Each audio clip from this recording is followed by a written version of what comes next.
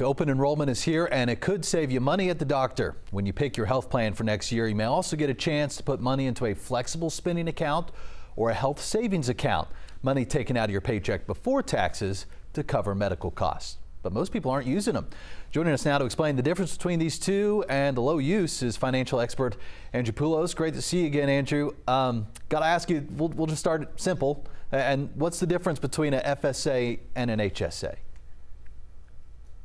One of the main things that people need to be aware of is the FSA is a plan where you can put in money pre-tax, but it's a use it or lose it type of account, right?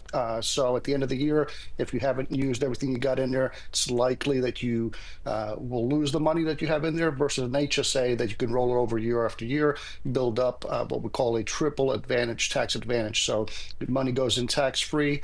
The growth is tax-free, and when you pull it out for qualified medical needs, it's also tax-free. So an HSA, in my opinion, is a very powerful tool for healthcare planning.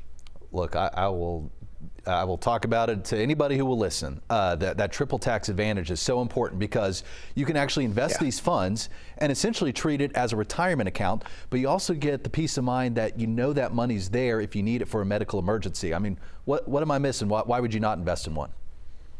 Yeah, it's a great tool to let it build up, right? So if, for example, if you are healthy, you don't really have many healthcare needs. A lot of people say, well, I just don't really need it. I'm healthy. I don't really even need health insurance, for example. You hear that quite often, especially with the rising cost of health insurance now. But the reality is it's that triple advantage plan, triple tax. So you can let it build up for many years. And before you know it, you could have $30,000, $40,000, $50,000 saved up. So as you get older and health issues do arise for all of us, generally speaking, then you can use it down the road. It's not a use it or lose it type of plan like an FSA. So it's just very powerful. And I think it's often misunderstood and people just aren't aware of the actual benefits of an HSA. So to the Gen Zs and millennials watching, what would you tell them, HSA or FSA?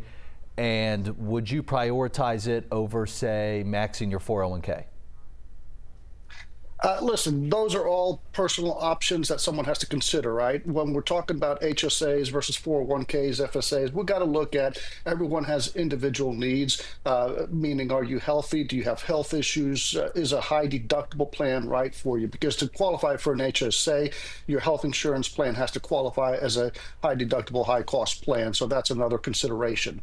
So millennials, Gen Z, typically what we hear is, hey, I'm young, I'm healthy, I don't need it. Or the other side of it right now is with inflation, hey, I'm struggling, I can't even get out of my parents' house to go rent on my own and live on my own and pay the student loans that I've come in debt with out of school. So those are the challenges.